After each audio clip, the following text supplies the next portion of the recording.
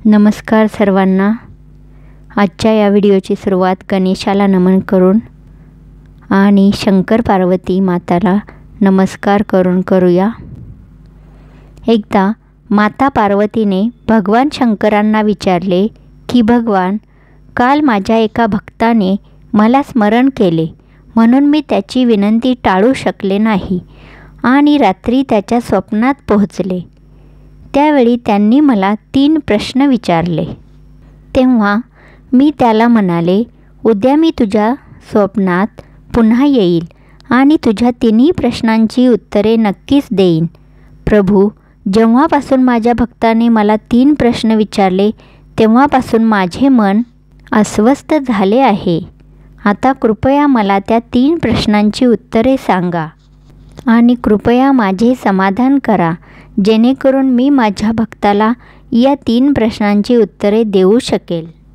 भगवान शिव म्हणतात, पार्वती, ठीक आहे, मला तुझे 3 प्रश्न सांग. तुझे समाधान करण्याचा मी सर्वतोपरी प्रयत्न करेन. तेव्हा माता पार्वती म्हणते, प्रभू, माझा पहिला प्रश्न आहे की कोणत्या स्त्रीच्या नशिबी पुत्रप्राप्ती नाही. माझा दुसरा प्रश्न असा आहे की कोणता दागिना परिधान केल्याने पुरुष किंवा स्त्रीचा वेदनादायक मृत्यू होतो. आणि माझा तिसरा प्रश्न आहे की स्त्रीच्या कोणत्या शृंगारामुळे तिला स्वर्गात स्थान मिळते. भगवान शिव म्हणतात, पार्वती, तुझे 3ही प्रश्न खूप महत्त्वाचे आहेत. जो कोणी या 3 प्रश्नांची उत्तरे समजून घेऊन मिळालेले ज्ञान जीवनात लागू करतो त्याला जीवनात आणि मृत्यूनंतरही स्वर्गाची प्राप्ती होते. भगवान शिव म्हणतात, पार्वती, आता मी तुला तुझ्या 3 प्रश्नांची उत्तरे एका छोट्या कथेद्वारे देईल, जेणेकरून तुला व्यवस्थित समजेल. आणि भगवान शिव म्हणतात, तुला ती कथा संपूर्ण ऐकावी लागेल. तेव्हा पार्वती म्हणाली, ठीक आहे भगवान, मी तुम्हाला वचन देते की मी कथा पूर्णपणे ऐकेन. तुम्ही कथा सुरू करा. आणि माझी तुम्हा सर्वांना विनंती आहे की कथेच्या शेवटपर्यंत सोबत राहा, कारण अर्धवट कथा ऐकल्याने नेहमी अर्धवट ज्ञान मिळते. ते आयुष्यात कधीच उपयोगी पडत नाही. तर कथेला सुरुवात करूया. भगवान शिव म्हणतात, पार्वती, पर्वताच्या पायथ्याशी एक छोटेसे गाव होते. त्या गावाच्या प्रमुखाला 2 मुलगे होते. मुलांचे लग्न झाले होते. गावच्या प्रमुखाची बायको आणि त्यांच्या मोठ्या मुलाची बायको दोघीही दुष्ट स्वभावाच्या होत्या. प्रमुखाच्या पत्नीचे आपल्या मोठ्या सुनेवर खूप प्रेम होते, पण धाकट्या मुलाची बायको अतिशय चांगल्या स्वभावाची होती. ती एक धार्मिक स्त्री होती आणि घरची सर्व कामे एकटीच करत असे.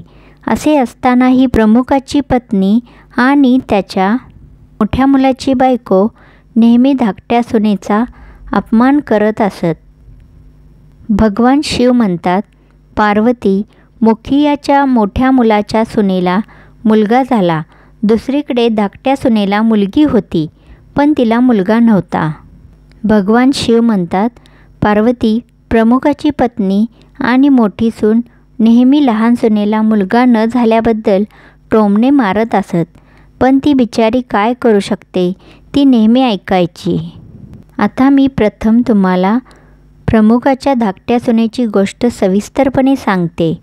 या कथेतून तुम्हाला तुमच्या पहिल्या प्रश्नाचे उत्तर मिळेल. त्यामुळे कथा फार काळजीपूर्वक ऐका. तुमचा पहिला प्रश्न होता, कोणत्या स्त्रीच्या नशिबी मुलगा नाही. भगवान शिव म्हणतात, प्रमुखाची पत्नी ही अत्यंत दुष्ट स्वभावाची स्त्री होती. तिच्या स्वभावाने घरातील सर्व सदस्य त्रस्त झाले होते. प्रमुखाच्या धाकट्या मुलाच्या बायकोचे नाव शरयू होते. बिचारी रोज सकाळी अंधारात अंथरुणातून उठून कामाला लागायची आणि मध्यरात्री झाली की कुठेतरी अंथरुणावर झोपायची. असे करूनही शरयू प्रमुखाच्या बायकोच्या डोळ्यात नेहमी खटकत असे. आता एके दिवशी सकाळी शरयू झाडू लागली होती. तिथं प्रमुखाची बायको आली आणि म्हणाली, तुझ्या हातात जीव नाही का? हात पटकन चालव. मी मंदिरात जात आहे. मी येईपर्यंत जेवण तयार ठेव. मी येताच जेवणार आहे आणि अन्नाचा एक दाणाही वाया जाणार नाही याची काळजी घे. देव म्हणतात, बिचारी शरयू काय म्हणेल. ती शांतपणे ऐकत राहिली आणि तिच्याशी सहमत होऊन तिने होकारार्थी मान हलवली. देव म्हणतात, पार्वती मग घर साफ करून शरयू लगेच स्वयंपाक करू लागली.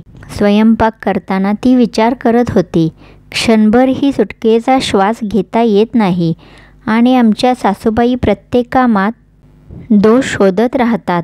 त्यांची टोमणे मारण्याची सवय कधी जाईल कुणास ठाऊक. भगवान शिव म्हणतात, पार्वती, शरयू अन्न शिजवत असताना बाहेरून दरवाजा ठोठावण्याचा आवाज आला तर शरयूला वाटलं जेवण आत्ताच बनवले, सासू लवकर परतल्यासारखं वाटतं. तेवढ्यात शरयूने दरवाजा उघडला आणि तिथे एक साधू उभा असलेला दिसला. आता साधू म्हणू लागला, मुली, तुझे लग्न चिरकाल टिकून राहो. बाबांना थोडे अन्न दे, मला भूक लागली आहे. भगवान शिव म्हणतात, पार्वती, शरयू ही अतिशय साधी आणि सुसंस्कृत स्त्री होती. तिने साधू महाराजांना भोजन देण्याचा विचार केला, पण सासूबाई आल्या तर त्या काय म्हणतील असा विचारही ती करू लागली.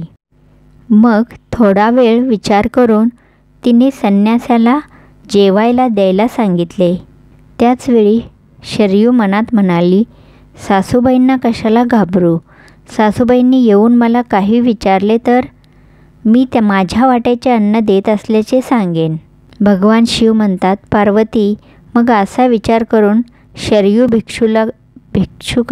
भिक्षूला हात घेऊन गेली आणि अतिथी धर्माचे पालन करू लागली.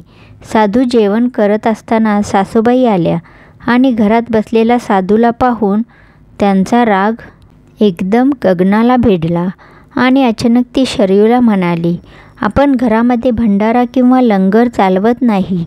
अहो भिकारी, निघा इथून. शरयूने तिच्या सासूला रोखण्याचा खूप प्रयत्न केला, पण त्या दुष्ट सासूने साधूला मारून घराबाहेर करून दिले. त्याचे अन्न काढून फेकून दिले. आता तिचा राग शरयूवर भडकला आणि ती म्हणाली, मी तुला अन्नाचा एकही दाणा वाया घालवू नकोस असे सांगितले होते, पण तू काय केले. भगवान शिव म्हणतात, पार्वती, शरयू म्हणाली, आई, मी त्याला माझ्या वाटेचे अन्न दिले होते. यात इतकं वाईट वाटण्यासारखं काहीच नाही. पाहुणे हे देवाचे रूप आहे. प्रत्येक गृहस्थाने अतिथी धर्माचे पालन करावे. अशा प्रकारे सासूसुनेचा वाद बराच काळ चालू राहिला. शेवटी त्या कुटील सासूने शरयूला घरातून हाकलून दिले. आता बिचारी मुलगी रडतच दार वाजवत राहिली, पण सासू दगडासारखी झाली. तिचे मन विरघळले नाही. आता शरयूकडे एकच पर्याय उरला होता, तो म्हणजे तिच्या घरी माहेरी परतणे. अशा प्रकारे शरयू तिच्या मातृगृहाकडे निघून गेली आणि मध्ये घनदाट जंगल होते. भुकेने व्याकुळ होऊन शरयू आपल्या माहेरी जात होती. मग अचानक ढगांचा गडगडाट झाला आणि जोरदार पाऊस सुरू झाला. शरयूने पावसापासून वाचण्यासाठी झाडाचा आश्रय घेतला. मात्र पावसाचा जोर इतका होता की त्यातून बाहेर पडणे कठीण झाले. त्या झाडाच्या मुळाशी कोठार होते. जोपर्यंत पाऊस पडत आहे तोपर्यंत कोठाराच्या आत राहून पावसापासून स्वतःला वाचवता येईल असा विचार करून शरयू कोठारामध्ये शिरली. जेव्हा ती वृक्षाच्या कोठारात गेली तेव्हा तिला त्या कोठारामध्ये एक ऋषी दिसले. ते ऋषी दुसरे कोणी नसून विष्णूच होते. तेव्हा विष्णू म्हणाले, बेटी, रडू नकोस. मला माहीत आहे की तुझे घरचे लोक तुझा अनादर करतात, कारण ते वाईट स्वभावाचे आहेत आणि तुला टोमणे मारतात. कारण तुझ्या वहिनीला म्हणजे तुझ्या जावेला मुलगा झाला आहे आणि तुला अजून मुलगा झाला नाही. तू काळजी करू नको. मी तुला एक कागद देतो. त्यात लिहिलेल्या उपायांचे पूर्ण भक्तिभावाने पालन कर. मग तुला पुण्यवान पुत्र प्राप्त होईल. आणि अशा प्रकारे कागद देऊन विष्णू तिथून अदृश्य झाले. पाऊस थांबल्यावर तिचा नवरा शरयूला शोधत तिथे पोहोचला. त्यानंतर आईवडिलांच्या घरी जाण्याऐवजी शरयू पतीसोबत त्याच जंगलात एका झोपडीत राहू लागली. मग एके दिवशी शरयूला मुलगा होण्याचा विचार आला आणि विचार करू लागली की जर मलाही मुलगा झाला असता तर मलाही सासरच्या घरात मान मिळाला असता. आता ती मुलगी असाच विचार करत होती. तोपर्यंत तिला साधूने दिलेला कागद आठवला. शरयूने तो कागद वाचला तेव्हा त्यात लिहिले होते की मुली मुलगा होण्यासाठी स्त्रीने नेहमी रात्री पुरुषाच्या डाव्या बाजूला झोपावे. उजव्या बाजूला झोपल्याने उजव्या अनुनासिक स्वर क्रियाशील होतो. त्यामुळे जेव्हा जेव्हा पुत्रप्राप्तीची इच्छा असेल तेव्हा त्या स्थितीत मिळण्यापूर्वी पुरुषाचा डावा स्वर आणि स्त्रीचा डावा स्वर सक्रिय होईल याची खात्री करावी. त्यावेळी गर्भधारणा करावी.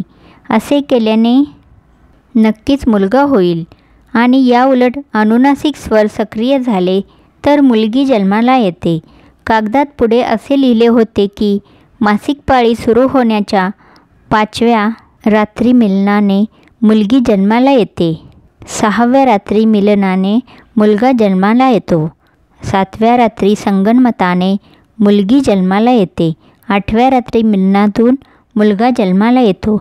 9व्या रात्रीच्या मिलनातून मुलगी जन्माला येते. 10व्या रात्री मिलनातून मुलगा जन्माला येतो.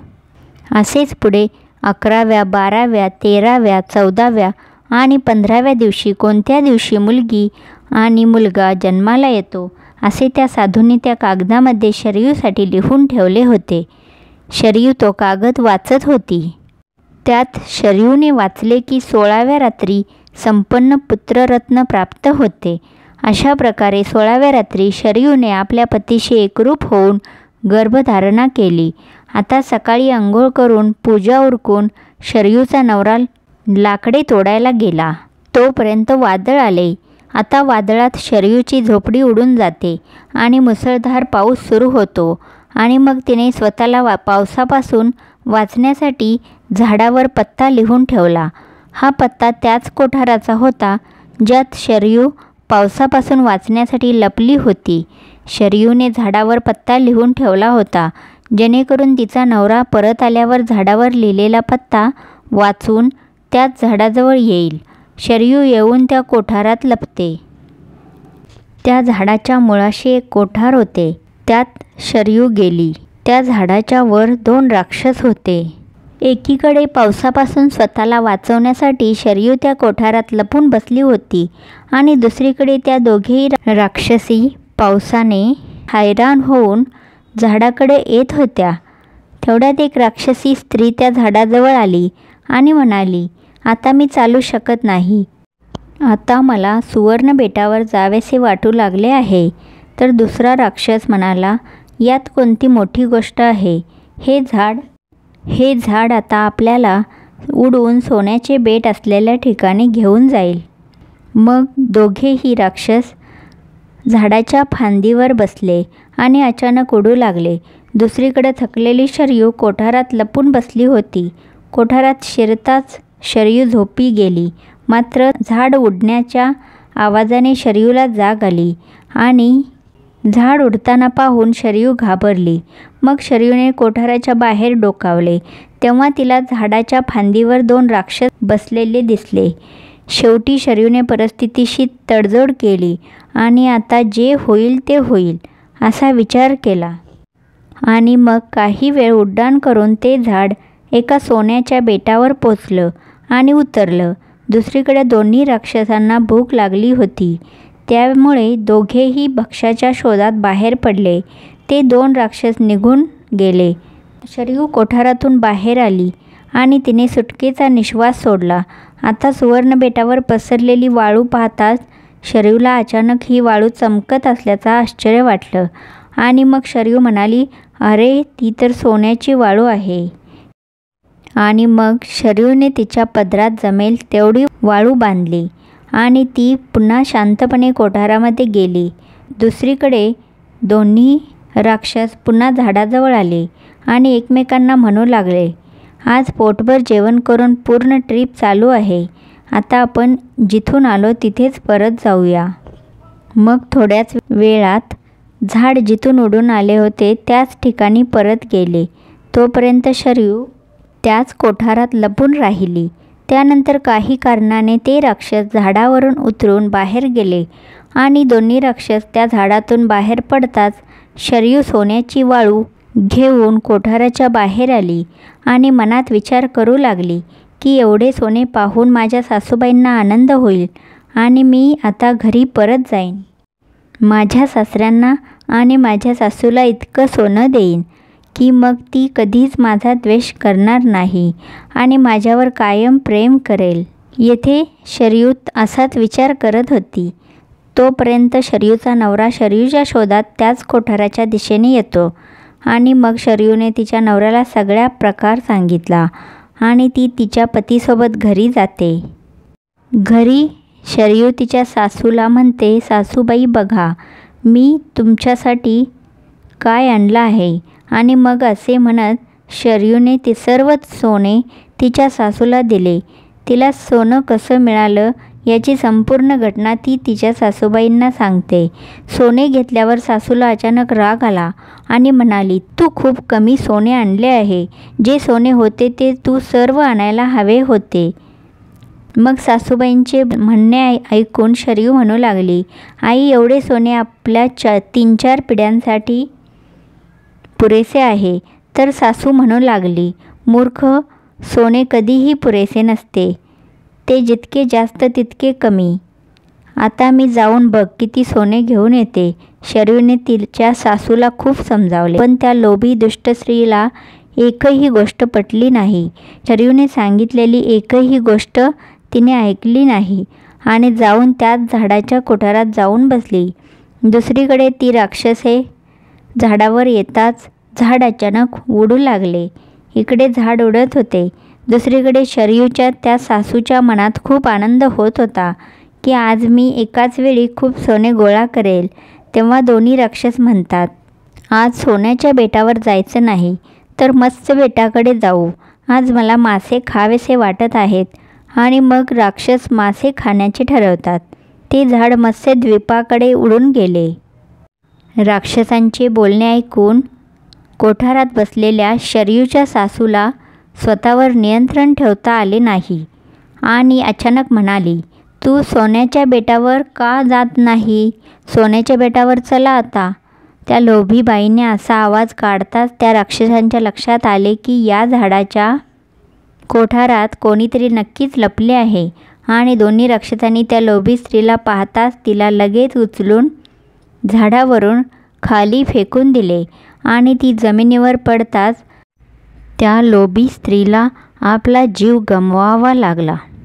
आता जेव्हा प्रमुखाला ही माहिती मिळाली की त्याची पत्नी मरण पावली आहे तेव्हा प्रमुख ताबडतोब आपल्या धाकट्या मुलाच्या सुनेकडे म्हणजेच शरयूकडे जातो आणि तिला म्हणतो, मुली, मी तिला असे काही करू नको असे आधीच सांगितले होते पण मी काय करू? तिने माझे एकही शब्द ऐकले नाही आणि आज तिला तिच्या कृतीचे फळ भोगावे लागले आहे. दुसरीकडे शरयू तिच्या पतीसोबत आनंदाने राहू लागली. नंतर जसा जसा वेळ निघून गेला तसा शरयूला एक अतिशय हुशार मुलगा झाला. मग शरयूला आपल्या मुलाला मांडीवर खेळवताना आनंदाची सीमा राहिली नाही आणि तिने पुन्हा विष्णू आणि लक्ष्मीचे मनापासून आभार मानले. दुसरीकडे प्रमुखाच्या मोठ्या मुलाची सून जी नेहमी शरयूला मुलगी झाल्याबद्दल टोमणे मारायची, जेव्हा शरयूला मुलगा झाला आणि पैसेही मिळाले तेव्हा तिची बोलती बंद झाली. दुसरीकडे प्रमुखाचा मोठा मुलगा आणि सून गरिबीत दिवस घालवू लागले. म्हणून प्रमुखाची मोठी सून जाते आणि शरयूसमोर हात जोडून तिच्या चुकीबद्दल माफी मागते. शरयू एक अतिशय दयाळू स्त्री होती.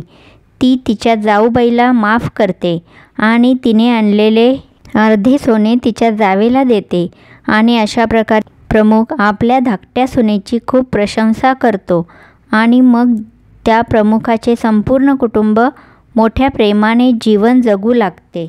हळूहळू वेळ आनंदाने जाऊ लागला.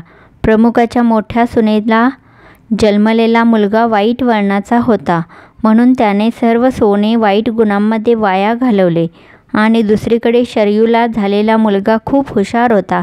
त्याने आयुष्यात एवढी प्रगती केली की त्याच्या आईवडिलांना अभिमान वाटावा. शरयू आणि त्याच्या वहिनीने आपले आयुष्य भरभरून जगले. तेव्हा मृत्यूच्या पश्चात शरयूला स्वर्ग प्राप्त झाला आणि तिच्या वहिनीला म्हणजेच जाऊबाईला नरकात स्थान मिळाले. भगवान शिव म्हणतात, पार्वती, तुझा पहिला प्रश्न असा होता की कोणत्या स्त्रीच्या नशिबात पुत्रप्राप्ती नाही. तेव्हा समजून घ्या, जे विष्णूने सांगितलेल्या नियमांच्या विरुद्ध गोष्टी करतात त्यांना पुत्रप्राप्ती नशिबी नसते. म्हणून ज्या बंधू भगिनींना मुलगा किंवा मुलगी व्हावी असे वाटते त्यांनी ही कथा पुन्हा पुन्हा काळजीपूर्वक ऐका आणि त्यांच्या इच्छेनुसार संतान प्राप्त करा. तुझा दुसरा प्रश्न होता की कोणता रत्न धारण केल्याने पुरुष किंवा स्त्रीचा वेदनादायक मृत्यू होतो. तर समजून घ्या की हा लोभाच्या रूपातील एक रत्न आहे जो प्रमुखाच्या पत्नीने धारण केला होता आणि भरपूर सोने आणण्याच्या लोभापायी कोठारात प्रवेश केला आणि राक्षसांनी खाली फेकल्यामुळे प्रमुखाच्या पत्नीचा वेदनादायक मृत्यू झाला. त्यामुळे लोभाचा दागिना कधीही घालू नये. भगवान शिव म्हणतात, पार्वती, आता तुझा तिसरा प्रश्न होता की कोणत्या शृंगारामुळे स्त्रीला स्वर्गात स्थान मिळते. चारित्र्यवान आणि पतीप्रती भक्ती असलेली स्त्री तिच्या मृत्यूनंतर स्वर्गात जाते. तर अशा प्रकारे ही तुझ्या तिन्ही प्रश्नांची उत्तरे आहेत असे भगवान शिव सांगतात. पार्वती मातेला तिच्या सर्व प्रश्नांची उत्तरे मिळतात. व्हिडिओ आवडल्यास नक्की लाईक करा.